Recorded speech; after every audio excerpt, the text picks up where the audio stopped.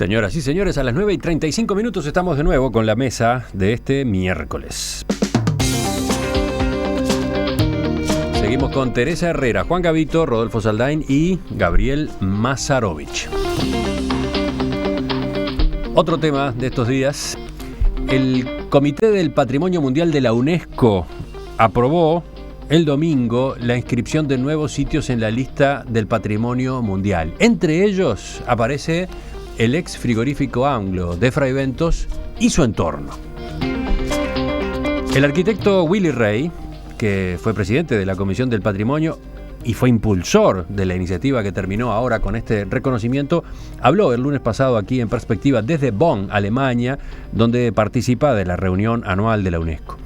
Durante esa entrevista explicó qué quiere decir que un sitio como este sea declarado Patrimonio de la Humanidad. Esto quiere decir que esos bienes que integran la lista tienen una condición de excepcionalidad en el mundo y de universalidad. Es decir, que son elementos absolutamente diferenciables, excepcionales, pero al mismo tiempo son bienes que le importa a la historia de la humanidad. O sea, están vinculados a la historia de la humanidad en su conjunto, de una parte importante de la humanidad.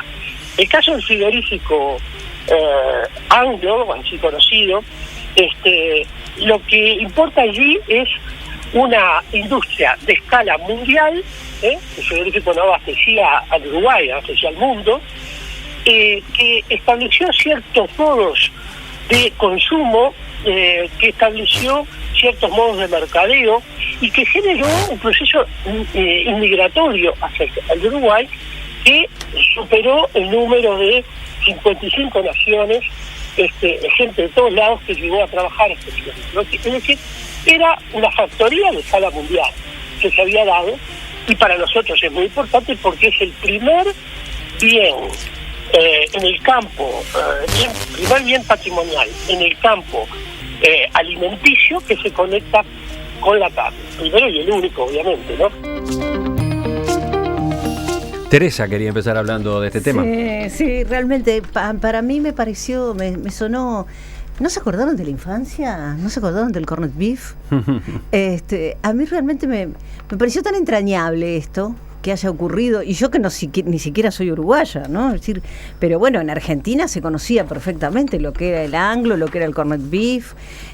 Yo he escuchado a mi mamá, que fue a vivir a Italia después de la Segunda Guerra Mundial, justamente el cuento de lo importante que había sido toda la producción de comida para las guerras, desde ahí, la cantidad de gente que trabajaba, lo importante que fue fue la primer multinacional que hubo en el mundo.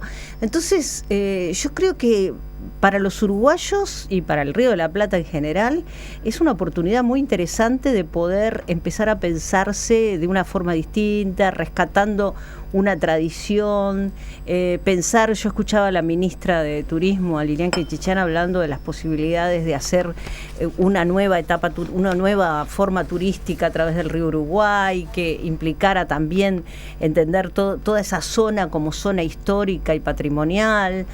Me encanta pensar en también que eso puede estar arrancando desde Colonia, ¿no? E ir subiendo, siempre y cuando se reconozca que Colonia es uruguayo, ¿no? Porque la otra vez me mostraron un librito de turismo argentino que decía 33 lugares para conocer en Buenos Aires y el número 33 era Colonia. Bueno, ustedes son así. No, estaba en inglés, no era de Inglaterra, lo traían desde Inglaterra, no estábamos tratando, ahí por una vez no fuimos nosotros que invadimos. Lo que pasa es que, claro, la ida a Colonia se organiza muchas veces como paseo por el día, ¿no? Exactamente. De los turistas que llegan a Buenos Aires le dan como opción ir por el día a Colonia, se toman el barquito y vuelven, claro, ¿no? Entonces era el número 33, fue muy gracioso, me lo mostró un amigo escocés, pero realmente lo había comprado en Inglaterra, no tenía nada que ver con Argentina. Pero digo, volviendo al anglo, me parece, por todo lo que uno escuchó y por lo que dicen de cómo fue el evento, el encuentro, la gente, Malena Muyara cantando, los tamboriles, todo el pueblo y todos los alrededores, festejando, me parece que son de las cosas que hacen bien, sobre todo en un país donde no es muy frecuente esto de las tradiciones y esto de rescatar las historias, ¿no? Yo creo que al Uruguay le hace falta mucho más todavía, y ahí sí me pongo como argentina, de rescatar la bandera, de sentirse orgulloso del país donde se vive, de estar, y me parece que todo eso creo que es bien importante, ¿no? Juan.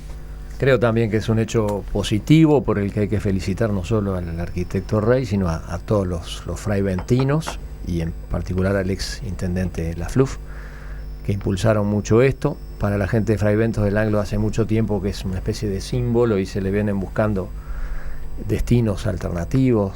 Me acuerdo, instalación de escuelas, últimamente las instituciones nuevas de nivel terciario. Sí, allí por ejemplo se ha instalado Erlatu y se ha instalado la UTEC. Exactamente. De modo que es bueno resurgir. Ahora es un compromiso muy grande porque hay que mantenerlo, armar un circuito, darle destino, darle vida. Yo quiero hacer dos acotaciones más. La primera es que nadie se acuerda de los gringos explotadores. Nadie habla de esa fase expansiva del capitalismo que dejó tantos beneficios acá. Es decir, no hay nadie que recuerde mal esa etapa, y todo el mundo reivindica el salario que entonces cobraba, ¿verdad? Y todo el mundo recuerda una época en que la gente ponía el hombro y quería superarse y era bien visto que la empresa privada se otro vendrá que bueno te hará. Y lo otro perdón, es que nadie recuerda lo que contaminaba el frigorífico Anglo. En las épocas actuales una fábrica como esa sería absolutamente intolerable. Totalmente. ¿No? Otra que Gualeguaychú. Por eso digo, son cambios de los tiempos. Normalmente el tiempo hace que se vea con indulgencia todo y con nostalgia todo lo pasado. Pero digo, en Uruguay hay muchos otros lugares y antecedentes emblemáticos. No lo vamos a ir a presentar todos a la UNESCO, pero sin ir más lejos, lo de la inmigración. En realidad, la inmigración más fuerte se radicó en el Cerro, por algo se llama Villa Cosmópolis, y también vinculada a la industria frigorífica. Y todo lo relativo a AFE, ¿verdad?, a la instalación del ferrocarril por los ingleses, y ahí tenemos tirada la estación central, merecería otro tanto, porque es una obra formidable de infraestructura que se hizo en un momento de mucho atraso para el país y que fue aprovechada por Uruguay posteriormente y luego desaprovechada, como está a la vista. Teresa hablaba de los festejos en Fraiventos. Lo que pasa que, claro, el Anglo y su entorno, el Anglo, por un lado, es la tradición, ¿no? Es la tradición, sin duda, es el símbolo de una época gloriosa que se extendió durante décadas. Es también un trauma, es una herida muy profunda que tiene la población de ese lugar, porque cuando se cerró el Anglo, cuando después de varios intentos terminó cerrando sus puertas, aquello fue un drama, y es un drama que en realidad nunca se acomodó, ¿no? Ni siquiera con la instalación de la planta de UPM, o con momentos que hubo de esplendor en materia de empleo cuando se construyó el puente Fraiventos-Puerto Ushuaia. O sea, también es una herida. Y ahora es una esperanza, ¿no? Exacto. Ahora es una esperanza de otra forma de dinamismo, tanto para la sociedad como para la actividad económica, etcétera, ¿no? Sí, o para el nivel estudiantil, ¿no? Con todo el tema de la universidad nueva y el tema de... Sin duda, uno no se imagina Fraiventos sin el Anglo, ¿no? Es como parte constitutiva de la ciudad, de una de las ramblas más bonitas que tiene el Uruguay, sin duda, ¿no? Yo digo que a mí me gusta más la de Mercedes, pero los fraiventinos se enojan mucho si uno dice eso. Y realmente creo que así es, que es una de los traumas que tiene, del impacto terrible, así como tuvo el desarrollo, tuvo el cierre, un impacto devastador sobre Fraiventos del que no se ha terminado de recuperar. Y además el barrio Anglo se transformó también, y creo que vale la pena decirlo, en un espacio democrático muy fuerte. O sea, fue un lugar donde gente de todos los partidos, porque me consta de ir a Fraiventos en la dictadura a organizar reuniones clandestinas, etcétera, y de todos los partidos, el barrio Anglo era un bastión democrático de compromiso, que tenía como ese componente de lucha muy, muy importante para toda la ciudad. Así que por varias razones, por las razones del pasado remoto y del pasado reciente, que tiene muy recuerdos muy lindos en toda la ciudadanía de Fraiventos, vuelvo a decir, de todos los partidos, me parece que se merece eso, que está muy bueno, que es una muy buena noticia para una ciudad muy querida, que además sigue teniendo problemas, ¿no? Es uno de los lugares donde seguimos teniendo problemas de insertar, de encontrar camino de desarrollo más allá de UPM y de todo lo demás, que le viene muy bien, realmente. Uno se alegra porque es una ciudad preciosa con gente muy querible en Uruguay. ¿Qué dice el comunicado de la UNESCO sobre el paisaje cultural industrial de Fraiventos? Lo describe así: es un complejo industrial situado al oeste de la ciudad de Fraiventos, en un saliente de tierra bañado por las aguas del río Uruguay.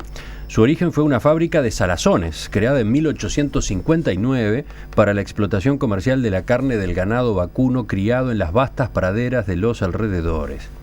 Ilustrativo de todas las fases de la cadena alimentaria cárnica, o sea, abastecimiento, transformación, enlatado, envasado y expedición, el sitio comprende los edificios y equipamientos de lo que fue la compañía Liebig, una compañía que se definía como Liebig Extract of Meat Company, o sea, la definición incluía lo del extracto de carne, ¿no? Que en 1865 empezó a exportar a Europa su producción de carne en conserva y concentrado de carne. Su sucesora, la Anglo Meat Packing Plant, inició la exportación de carne refrigerada a partir de 1924.